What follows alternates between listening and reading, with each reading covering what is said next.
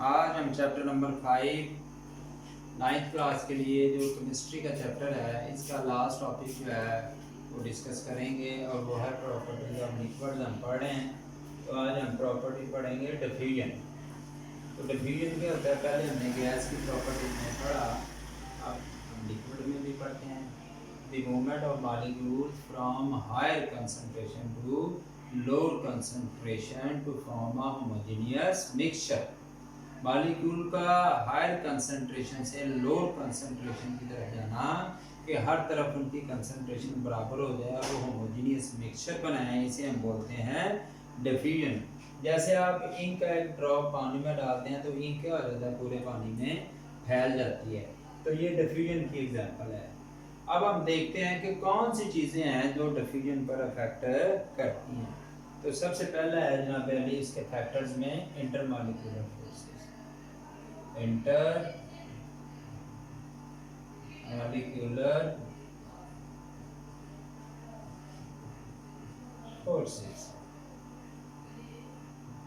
अब अगर strong intermolecular forces है तो मॉलिक्यूल का वहां से एस्केप करना आसान होगा या डिफिकल्ट होगा। भाई स्ट्रॉन्ग है तो वो मुश्किल से जाएंगे।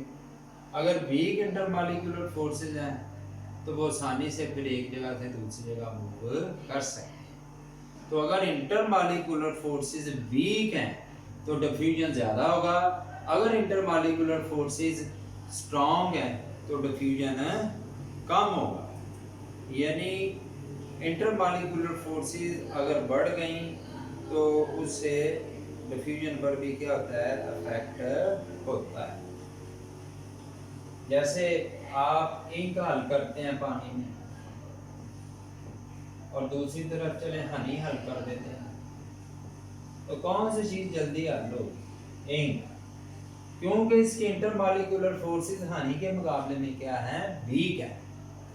तो इस तरह जिसकी वीक होंगी वो आसानी से पानी में डिसॉल्व हो जाएगा, यानी डिफ्यूजन होगा, उसकी मूवमेंट हो जाएगी। उसके बाद जो दूसरा है वो है साइज ऑफ मॉलिक्यूल्स। तो स्मॉल साइज मॉलिक्यूल्स जो होते हैं उनका डिफ्यूजन ज़्यादा होता है बनिस्बत लार्ज साइज मॉलिक्यूल्स, क्योंकि स्मॉल साइज मॉलिक्यूल तेज़ी से एक जगह से दूसरी जगह मूव करते हैं, इसी को हम डिफ्यूजन बोलते हैं। तो अब आपने हनी जो था वो वाटर में मिक्स कर दिया,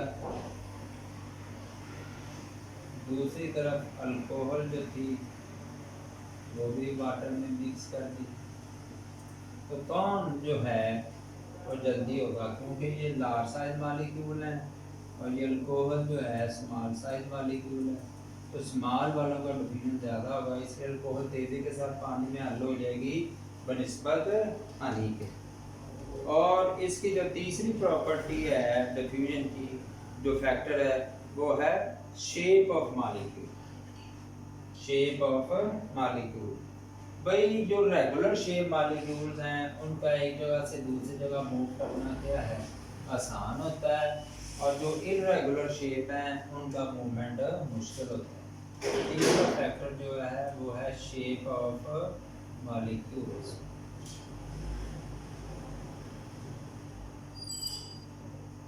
तो जो रेगुलर हैं, रेगुलर शेप हैं,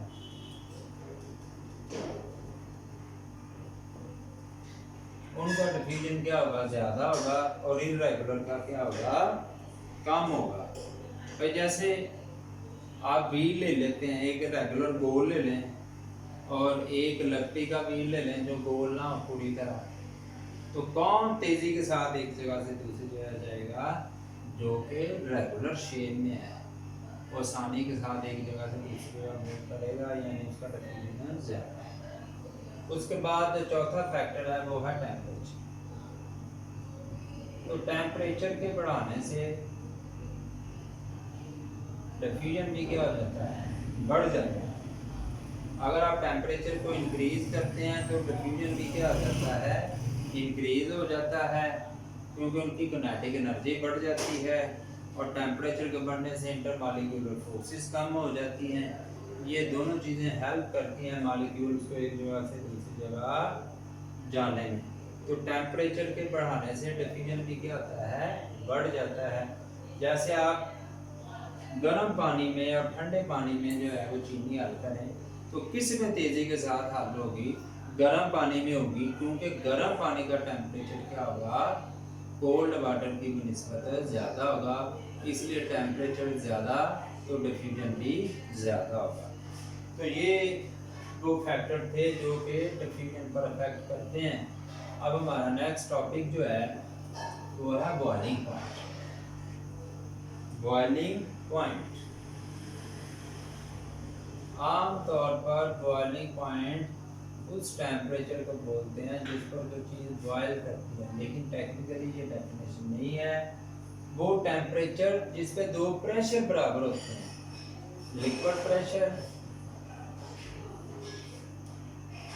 लिक्विड का कौन सा प्रेशर होता है, वेपर प्रेशर। तो वेपर प्रेशर जो है, वेपर प्रेशर, तो लिक्विड का वेपर प्रेशर बराबर होता है एक्सटर्नल प्रेशर, हवा के प्रेशर। दैट टेम्परेचर, वो टेम्परेचर जिस पर ये दो प्रेशर बराबर होते हैं, लिक्विड का वेपर प्रेशर और एटमॉस्फेरिक प्रेशर या एक्सटर्नल प्रेशर। जब ये दो प्रेशर बराबर हो जाते हैं जिस टेम्परेचर पर, that temperature is called boiling point, उसे हम बॉइलिंग पॉइंट बोलते हैं उस लिक्विड का। अब देखते हैं भी कौन कौन से फैक्टर जो हैं इस पर अफेक्ट करते हैं। दी टेम्परेचर एट विच लिक्विड का वेपर प्रेशर इक्वल हो जाए उसके एक्सटर्नल या एटमॉस्फेरिक प्रेशर की, तो इसे हम बोलते हैं बॉइलिंग पॉइंट। अब विच फैक्टर्स अफेक्ट बॉइलिंग पॉइंट, अब वो फैक्टर्स कौन से हैं जो कि बॉइलिंग पॉइंट पर अफेक्ट करते हैं। तो सबसे पहला जो फैक्टर है वो है नेचर ऑफ लिक्विड।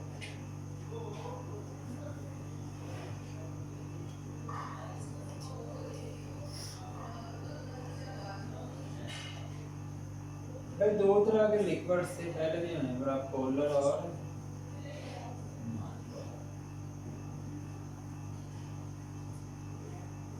अब पोलर वो होता है जिसमें स्ट्रॉन्ग फोर्सेस होती हैं और नॉन पोलर वो होता है जिसमें वीक फोर्सेस होती हैं। अब पोलर को बॉयल करने के लिए उसे हीट क्या देनी पड़ेगी, ज़्यादा देनी पड़ेगी। तो पोलर का जो बॉइलिंग पॉइंट है वो ज़्यादा होगा और नॉन पोलर का बॉइलिंग पॉइंट क्या होगा, कम होगा, क्योंकि उनमें स्ट्रॉन्ग फोर्सेज हैं, उनको तोड़ने के लिए ज़्यादा हीट देनी पड़ेगी, इस वजह से उनका बॉइलिंग पॉइंट भी ज़्यादा। उसके बाद है इंटरमॉलिक्यूलर फोर्सेस। दूसरा फैक्टर जो है वो है इंटरमॉलिक्यूलर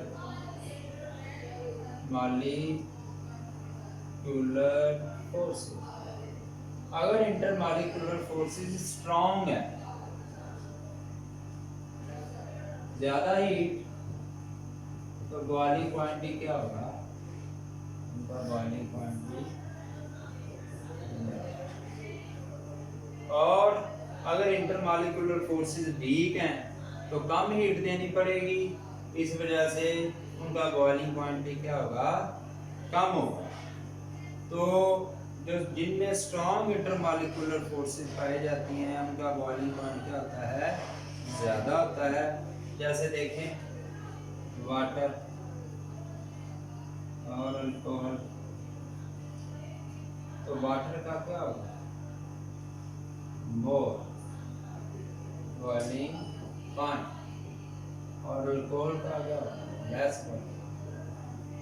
रीजन क्या है, क्योंकि वाटर की फोर्सेस अल्कोहल के मुकाबले में, इंटरमॉलिक्यूलर फोर्सेस जो हैं वाटर की, वो अल्कोहल के मुकाबले में क्या हैं, ज़्यादा हैं, जिसकी वजह से इसका बॉइलिंग पॉइंट भी क्या होगा, ज़्यादा होगा। अब जो तीसरा फैक्टर है वो है एक्सटर्नल प्रेशर। एक्सटर्नल प्रेशर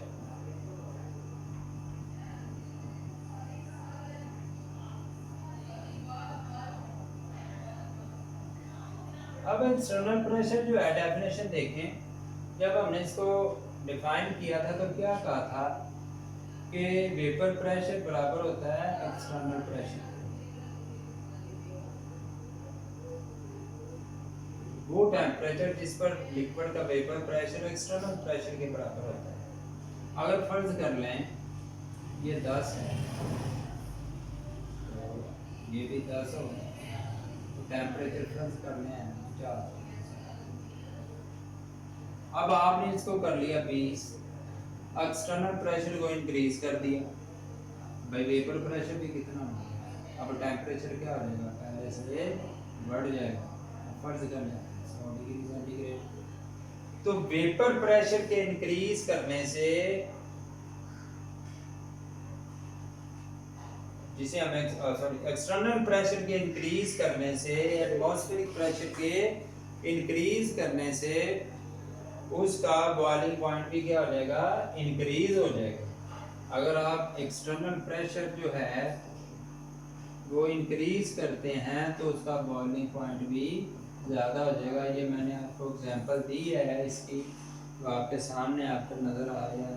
और यही असूल जो है प्रेशर कुकर बनाने में क्या किया जाता है, इस्तेमाल किया जाता है कि उसका वेपर प्रेशर जो होता है उसे हम इंक्रीज करते हैं, तो ज़्यादा करके वो चीज़ जो है पहाड़ी इलाकों में ये प्रिंसिपल जो है प्रेशर कुकर में इस्तेमाल किया जाता है।